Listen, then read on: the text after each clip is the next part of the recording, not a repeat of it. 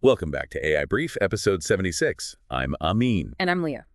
Today, we're diving into a whole bunch of fascinating stuff happening in AI, from superintelligence to obesity treatment to, well, a lot more. We'll be checking out Meta's new Llama 4 model context protocol and a bunch more tools that are shaping the future, that's for sure. First up, Safe Superintelligence Incorporated SSI, founded by Ilya, former chief scientist at OpenAI. And they've managed to pull in billions of dollars, with no product, no revenue. It's got everybody talking. What's really interesting, though, is Sutskever's telling investors he's found a totally new way to get to ASI, advanced superintelligence. He's calling it a different mountain to climb, which makes you think maybe OpenAI's scaling approach, maybe that's not the only way. And investors are buying it, valuing SSI at a crazy $30 billion. So is SSI really on something huge? Or is this just hype? What is this different mountain anyway? It's a gig gamble, definitely. And it's not just investors who are watching. Microsoft, they put billions into OpenAI, but they're hedging their bets. Oh, yeah, developing their own AI models, right? What are they calling them? MAI? Right, MAI to compete with OpenAI and Anthropic. They're even trying these new models out in their Copilot suite, maybe replacing OpenAI stuff. So Microsoft is looking at other options. Seems like there's a lot of competition heating up, even between partners. It makes you wonder, is Microsoft getting cold feet about OpenAI? Or are they just being smart, not putting all their eggs in one basket? I mean, there were those reports earlier this year about tension between them. Like, Microsoft's AI CEO wasn't happy that OpenAI wouldn't share how their models work. And OpenAI reworked their deal so they can use other servers now. It's definitely a wild landscape out there. Let's switch gears now. Let's talk about obesity treatment. Researchers at Stanford used AI to find a natural molecule, BRP, that could totally change how we treat this problem. What's great about BRP is it could help people lose weight without all the side effects you get with drugs like Ozempic. They tested it on animals, and the results are amazing. Less food, more fat loss. How's it work? Ozempic affects a bunch of organs, but BRP just targets specific parts of the brain. More precise. Stanford's AI system, the peptide predictor, analyzed thousands of possibilities and pinpointed BRP. It's really cool to see AI doing good, finding solutions to big problems. And it's moving into human trials already. We could be seeing this treatment pretty soon. Speaking of exciting stuff, Meta is getting ready to drop a Llama 4. People are really buzzing about this one, especially the voice and agent thing. Imagine just talking to your AI. Tell it what to do, just like talking to a person. That would change everything. No more typing out these big, complicated prompts. Just have a conversation with your AI. And they're going to put it into WhatsApp, Facebook, Instagram, so lots of people will be able to use it. This could really go mainstream. Now let's get to something that's been causing a stir in the AI world. Model Context Protocol, MCP. Some are calling it the unsung hero of AI agents. MCP is like a set of instructions from Anthropic that lets AI models talk to third-party apps, like a universal translator for AI. So it helps different apps and models work together, right? Exactly. It gets rid of those communication barriers. I'm not a programmer. Can you explain, why should I care about MCP? Well, think about it. You want your AI to do something, right?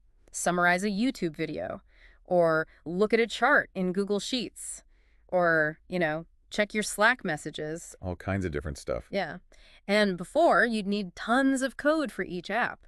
But with MCP, it's so much easier. So MCP is like the middleman, instead of writing code for every single app. Right. Makes things way smoother, makes AI agents more powerful. It's a big deal for developers, really opens up what we can do with AI. But like with any new tech, some people aren't so sure. Right. Some developers are finding bugs and things, and then there's the idea that AI is going to get so smart it won't even need MCP anymore. That's true.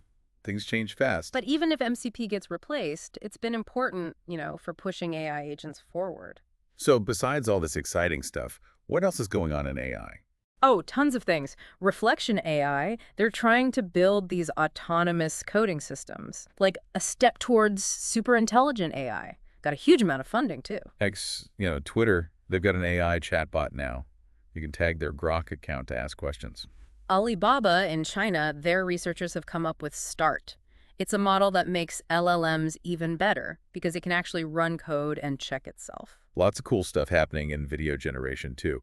Hydra has this Character 3 model that can create really high-quality videos that works with images, text, and audio. Llama Labs came out with Ray 2 Flash, a new version of their video model. It's faster and cheaper. And for fiction writers, there's Muse from pseudo-write, Mm. an AI trained specifically for writing fiction. They say it's a really good storyteller, and it can write, like, whole chapters. Even Sam Altman, the former CEO of OpenAI, he's doing interesting Oh, things. yeah, with his world network, right? Yeah, they launched this world chat thing. It's an encrypted app for, real people to talk. It's a lot to keep track of.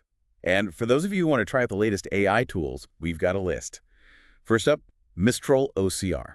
It's an API for getting text from images and documents. Like, you could digitize your handwritten notes. Manus AI, a fully autonomous agent that can do real-world things for you.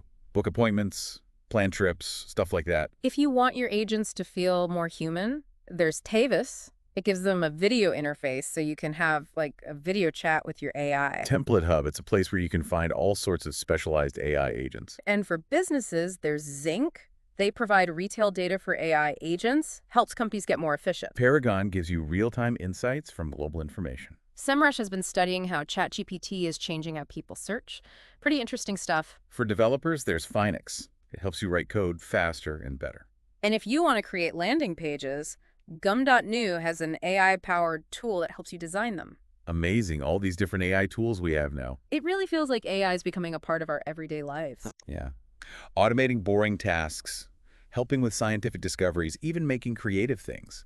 And we can't forget how AI can help with big problems like healthcare and climate change. The possibilities are huge, and it's all because of how quickly AI is improving. It's like we're on the verge of something really, really big. I know, right? What we're seeing in AI, it's mind-blowing, and it's just going to keep getting faster. So what does this all mean for our listeners? Well, it means we're moving into a world where AI isn't just some far-off thing. It's becoming a normal part of our lives. How we work, how we talk to each other, even how we think. And the coolest part is, we're just getting started. All the stuff we've talked about today, that's just a tiny bit of what's coming. AI is going to keep evolving, and we're going to see things that change the world in ways we can't even imagine yet. So be curious, keep exploring, and don't be afraid to jump into the world of AI. Who knows? You might be the one to discover the next big thing. And remember, AI is a tool. It's up to us to use it in a good way to make things better for everyone. That's it for this episode of AI Brief. We hope you enjoyed it. If you did, please subscribe to the show and share it with your friends. Let's keep talking about AI and see what the future holds. Thanks for listening. Until next time, stay curious and keep exploring.